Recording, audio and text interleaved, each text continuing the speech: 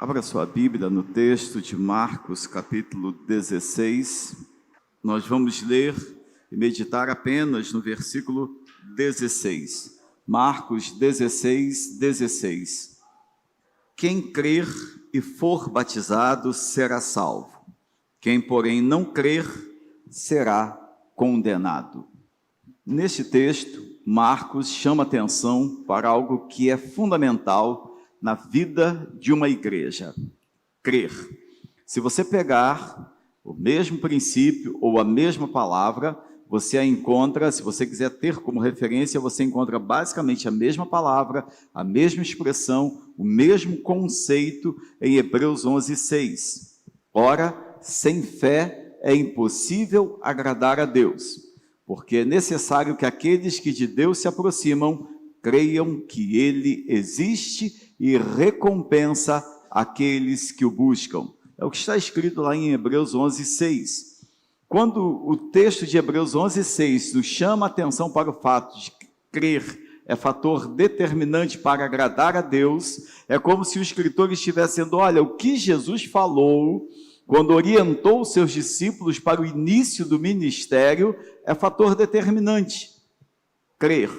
Crer em quê? Nós somos extremamente supersticiosos. Nós moramos uma nação, num contexto que tem por si só a superstição como uma espécie de referência. Para você ter uma ideia, há quem acredite que andar com a Bíblia aberta dentro do carro, em cima do painel, espanta problemas. Deixá-la aberta em cima de uma mesa, dentro de casa, numa estante ou numa sala do seu trabalho, espanta algum tipo de mal-olhado, de dificuldade, ou minimiza situações difíceis. Isso, na verdade, é superstição. Isso não é crer no poder de Deus. Crer no poder de Deus é confiar no agir de Deus, na intervenção de Deus. É confiar que Deus existe e que, de fato, recompensa aqueles que o buscam. E que tipo de recompensa o texto de Hebreus 11, 6 chama atenção? Não é uma recompensa que é uma espécie de bombonzinho, é uma espécie de agrado porque você fez algo que Deus queria. É uma resposta imediata à sua busca. É uma resposta imediata ao seu posicionamento àquilo que você entendeu na palavra e decidiu colocar em prática na sua vida. Ontem tive o privilégio de azedar a sopa dos jovens. Essa é a expressão, azedar a sopa. Ontem eu fui convidado, durante a semana, para participar do culto jovem, e combinei com o irmão Açoí, com o irmão Samuel, algumas coisas. Na verdade, eles me convidaram para fazer um bate-papo pós-Jubacel, para conversar sobre aquilo que eles viveram lá no congresso. E eu, então, comecei fazendo perguntas para os jovens: como foi o congresso, quais foram suas experiências, e aí vários falaram daquilo que viveram lá. E o ponto nevrálgico, determinante para mim da nossa conversa, não foi necessariamente o que eles falaram. O que eles falaram, de certa forma, serviu como base para que eu pudesse desenvolver o meu raciocínio, e sem que eles percebessem, eles facilitaram bastante o meu trabalho. Tiveram experiências fabulosas no congresso, foi muito bom, glória a Deus. Porém, a pergunta-chave determinante foi: o que é que vocês estão fazendo com o que vocês receberam lá? A partir do que aconteceu lá, quais foram as implicações que mudaram a vida de vocês? O que aconteceu de maneira positiva a partir do Jubacel? E falei para eles que na minha época de congressista, quando eu ia a alguns congressos, e repeti o que disse domingo passado à noite, quando falei que a igreja que frequentei, alguns jovens, durante um tempo, facilitaram muito a minha entrada e permanência na igreja do jeito que eu era no mundo. Porque eu cheguei na igreja, encontrei pessoas que se comportavam dentro da igreja e que estavam eventualmente nos altares cantando, tocando instrumentos, eventualmente ajoelhadas em um momento de apelo, mas também estavam dentro de uma escola de samba. Às vezes iam para a igreja com uma namorada que tinham passado a noite. E eu falei para mim mesmo, eu estou no lugar certo, porque aqui eu posso cantar coisas boas, conviver com gente boa, mas não preciso deixar o mundo lá fora.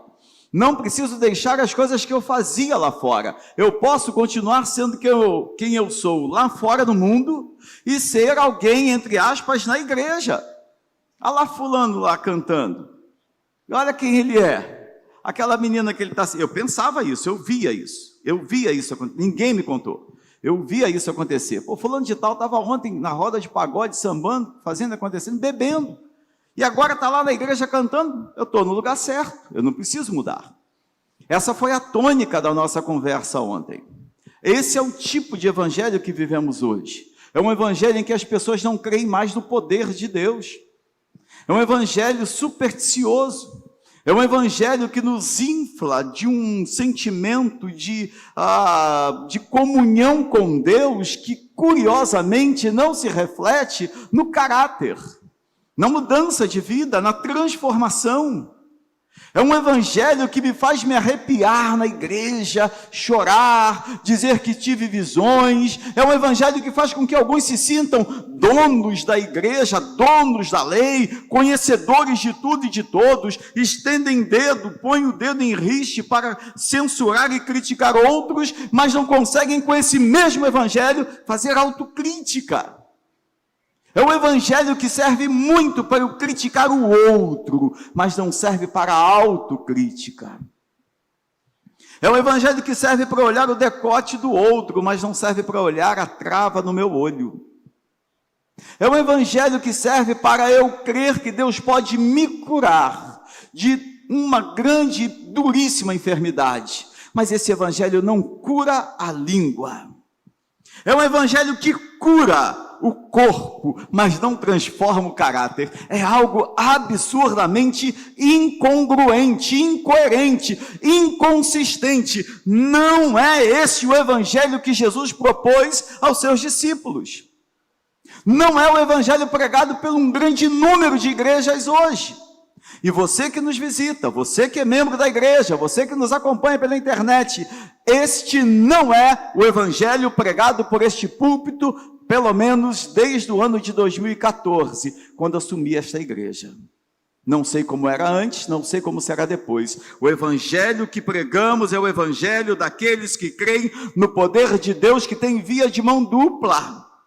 Como também nos diz o texto de Hebreus, é faca de dois gumes, que corta tanto de um lado quanto do outro. Trabalha aquele que ouve, mas deve trabalhar aquele que fala. Também disse para os jovens ontem, no meu azedar de sopa, por que eu falei que azedou a sopa dos jovens? Porque eles me deram a sensação de que eles estavam numa expectativa enorme, que fosse um sermão continuidade, né? Alguns elogiaram o sermão que preguei lá no congresso. Pastor, foi bom o sermão, foi ótimo. A sensação que me deu é que alguns esperavam que fosse aquela continuidade. E quando foi uma palavra que foi desajustando assim, e eu fui percebendo o rostinho de alguns ficando meio com ar de frustrados, falei, nossa Deus, azedei a sopa. Quase que eu entreguei a palavra antes de terminar. Mas isso é evangelho. Evangelho é desconstrução. Desconstrução não, né? Ficou muito carioca essa fala. Deixa eu corrigir. Evangelho é desconstrução. É desfazer quem somos. Boa nova é mudança, não só estética. Eu me torno mais simpático, mais agradável, mas é mudança de caráter. É coração, é alma. Pastor, o que isso tem a ver com o texto, com a conversa de Jesus com os discípulos? Absolutamente tudo. Absolutamente tudo. Quando Jesus chamou aqueles homens e disse assim, olha, vocês vão receber poder ao descer sobre vocês o Espírito Santo. Isso está em Atos, capítulo 1, versículo 8. E ser-me-ão testemunhas em Jerusalém, na Judéia, em Samaria, pelos confins da terra. Quando vocês receberem esse poder, esse é um poder que não é para que vocês saiam por aí expulsando demônios, vendo problema na vida do outro, saiam tentando consertar tudo e todos. Esse é um poder que só será veiculado com autoridade se ele for poder primeiro em você. Então, quando Pedro sai pregando, o Pedro que sai pregando é aquele Pedro que negou Jesus, é aquele Pedro que dormiu no Getsemane, é aquele Pedro que cortou a orelha do soldado, mas é muito mais o Pedro que ouviu de Jesus: tu me amas, então apacenta as minhas ovelhas. E revestido desse sentimento de ressignificação para a vida. Consegue entender isso? Revestido de um sentimento de ressignificação para a vida. A vida dele foi redimensionada. Ele passou a pensar de outra forma. Ele não teve só um arrepio quando se encontrou com Jesus. Ele não só ficou emocionado e chorou, olhando nos olhos de Jesus e ouvindo: tu me amas, apacenta as minhas ovelhas. Pedro teve a sua percepção de vida, a sua forma de olhar para as pessoas, a sua forma de olhar para ele mesmo modificada. Não existe salvação, não existe obra de Deus na vida daquele que se arrepia, que se emociona, que chora, que fala novas línguas, que diz que está cheio do Espírito Santo, mas continua com o mesmo caráter que sempre teve. Não houve. Me lembro de uma ocasião que, após um culto, na verdade, após um sábado de samba, bagunça, estávamos na igreja, o presídio Frei Caneca, era um presídio que ficava ao lado da igreja, ao lado, em torno de uns 300 metros mais ou menos, e com uma certa frequência tinham fugas, porque atrás da igreja ficava o Morro de São Carlos, fica o Morro de São Carlos, onde hoje há a Igreja Batista Pão e Palavra, a igreja que nós começamos lá. E eu ainda recém-chegado da vida militar, recém-chegado na vida da igreja, me lembro de algumas ocasiões em que esse colega, parceiro, irmão em Cristo, não sei, na ativa, quando aconteciam fugas no presídio, ele corria para a porta da igreja, pedia para os diáconos fecharem a igreja, e corria orientando. De fato ele era policial da ativa, dava algumas orientações, e a gente ficava olhando assim para ele, eu então olhava ele como um herói, a postura dele, comprometido com a igreja, zeloso pela estrutura física da igreja, e aí os policiais vindo, fardados, correndo ali pelo pátio da igreja, porque era muito próximo, e ele rapidamente se identificava, os policiais então chamavam ele para ajudar, para orientar, às vezes eu ia também, ajudava, tem esse beco aqui, tem aquele canto ali, a gente estava... Mas 2, 3 dias depois ele estava na mesma vida que estava fora da presença de Deus. Não houve poder de Deus. Quando Jesus, neste texto, diz claramente: quem crer em quê? Você já parou para pensar no que você crê? Que tipo de Jesus, de evangelho você crê? Que tipo de evangelho? Como é o evangelho que você vive? Não se preocupe com o meu evangelho, porque eu não prego o meu evangelho, eu prego o evangelho de Jesus Cristo. O evangelho que você vive, como é? É um evangelho que não tem problema para os jovens vestir qualquer tipo de roupa, ter qualquer tipo de namoro, dormir com a namorada, dormir não, né? Ficar acordado com a namorada. Para os mais adultos, o evangelho que você vive é um evangelho que você não precisa mudar nada na sua vida. Você pode continuar sendo uma pessoa que não é muito agradável com a esposa, com o marido, não dá um bom testemunho, não pagar suas contas. O evangelho que você vive é um evangelho em que você está sempre certo, você nunca está errado. Ainda que a palavra de Deus mostre a você coisas que precisam mudar na sua vida, você não consegue ver que é você que tem que mudar. Você acha que é o outro que tem que mudar. É o vizinho, é a esposa, é o pai, é a mãe. Me impressiona o quanto os adolescentes gostam de bater boca com pai e mãe. Como os adolescentes têm facilidade de manipular informações para os pais, isso para não dizer mentir. Que evangelho é esse que você, adolescente, vive? É um evangelho em que você se sente confortável em vir à igreja, cantar, participar dos trabalhos, mas na hora que a sua mãe lhe chama atenção, que lhe dá uma tarefa em casa, que pede para você ter uma postura mais adequada. Esse é um evangelho que você tem tranquilidade de bater boca com seus pais? De desrespeitar seus pais? Que evangelho é esse?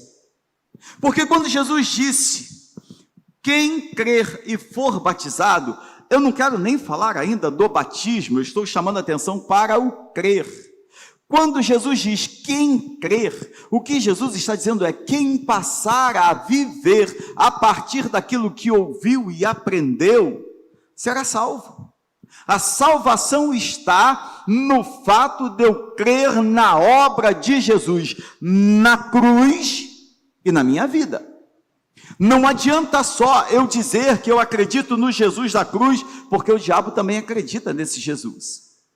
A diferença é que o diabo não o obedece.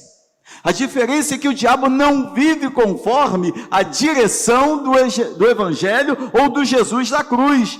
E me espanta perceber a semelhança que há no comportamento de muitas pessoas em dizer que crê, mas não vive como se cresce de fato. Quando Jesus diz aqui de maneira categórica, versículo 15, segunda parte, vão por todo o mundo e preguem o evangelho. Nós temos aqui um problema, e quando eu digo nós, eu falo de nós pregadores.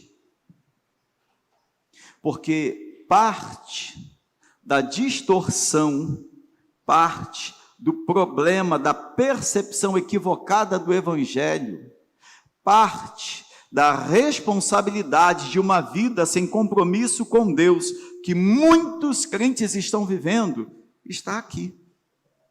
Na maneira como os pregadores pregam o evangelho.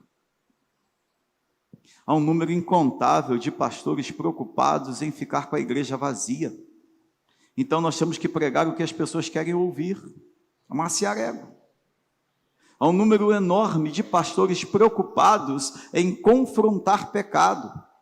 Se eu confrontar, a irmã sai da igreja, o irmão sai da igreja. Família tradicional da igreja, a família mais rica da igreja, a família fundadora da igreja, a família dona da igreja. E aí os pastores vão amaciando e preocupados com isso. Pastores que hoje se tornam coaches. E olha, eu não quero aqui ficar citando nomes, mas é impressionante. Há um desses que se tornou um dos homens mais assistidos no mundo. Uau! Mas eu o reputo como um falso profeta. Porque o que faz o falso profeta? O falso profeta, ele sempre nos traz uma mensagem de afago, uma mensagem de alívio, uma mensagem que alivia o peso dos nossos pecados e não nos deixa sair da presença dele de forma desconfortável. Você sai depois de ouvir um falso profeta querendo ouvi-lo de novo.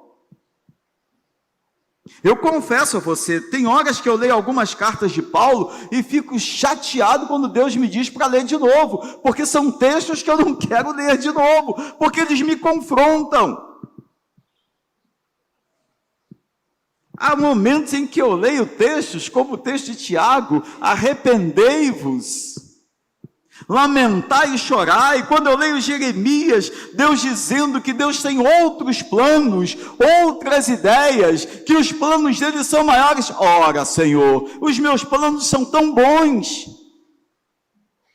Lê Romanos capítulo 12, versículo 2, versículo 1, mandando entregar o meu corpo em sacrifício vivo, santo e agradável a Deus, pensando no que eu estou fazendo. Ah não, Senhor, não leva a mão não. Dá para viver de uma outra forma. Esses pregadores não fazem isso. Qual foi o último coach que você ouviu que disse para você que você tinha que se quebrantar? Qual foi o último videozinho desses coaches que disse para você que você precisa chorar pelos seus pecados e lamentar por eles? Qual foi o último videozinho desses que você assistiu em que o pregador disse para você assim: quantas vezes você pediu perdão a seu marido, a sua esposa? Qual foi a última vez que você ouviu um pregador desse mandando você ler um texto e depois procurar seus pais e dizer assim: pai, mãe, eu menti para vocês, me perdoe? Qual foi a última vez que você ouviu um desses pregadores dizendo assim: o sacrifício de Jesus na cruz do Calvário foi real, existe uma coroa de espinhos, e a única forma de entrar no céu é negando-se a si mesmo, tomando a cruz e seguindo a Jesus? Você não vai ouvir isso deles, sabe por quê? Porque ouvir isso implica em desconforto. É desconfortável. É desconfortável para uma esposa que quer largar o marido, para um marido que quer largar a esposa, ouvir de um pastor: você precisa se dedicar mais ao seu casamento. Pare de esperar receber, comece a dar. Pare de cobrar dela, de cobrar dele, aquilo que você poderia dar e não está dando. É desconfortável para um adolescente que reclama do pai ou da mãe, quando o pastor dele o ajuda a perceber que o pai e a mãe dele, que ele tanto reclama, são as pessoas que no mundo mais querem que ele dê certo. Ninguém nesse mundo, nessa terra, quer que você dê tão certo quanto seus pais. Ouso dizer que um bom pai, uma boa mãe, quer que você seja melhor do que eles. É isso que o Emanuel ouve o tempo todo. É isso que a Sofia ouve o tempo todo. Eu quero que você seja melhor do que ele, do que eu. Você já pode ser melhor do que eu. Eu não aceito quando nenhum adolescente, quando eu digo não aceito, é óbvio que existem questionamentos, existem argumentos que são plausíveis dentro de determinados contextos e realidades. Tá claro? Tá claro? Eu sei acolher. Mas tudo tem limite. Que evangelho é esse que temos vivido hoje? Porque o evangelho pregado por Pedro, eu vou usar só Pedro para concluir a minha fala, foi um evangelho que o levou a ser crucificado. E diz os historiadores que Pedro, no momento que estava sendo crucificado, disse de maneira categórica: virem a cruz de cabeça para baixo, porque eu não sou digno de morrer da mesma forma que o meu Salvador. Então Pedro foi crucificado de cabeça para baixo. Foi assim que ele morreu. Ele negou-se a si mesmo. Nós estamos em campanha de missões. A nossa campanha de missões não é para encher a nossa igreja. A nossa campanha de missões não é para mandarmos exatos 10 mil reais para o campo missionário internacional. Não. A nossa campanha de missões é para mudar a nossa consciência missionária, a nossa consciência de evangelho. Nós vamos sim trabalhar para ver gente salva, o batistério sendo usado e a igreja crescendo. Nós vamos ultrapassar o alvo missionário. Mas eu vou terminar a minha fala perguntando a você o que eu perguntei aos jovens. Quais são as implicações práticas desse evangelho na sua vida? Não nos elogie mais, pastor, que sermão maravilhoso. Não. O sermão se torna eficaz quando a sua vida muda.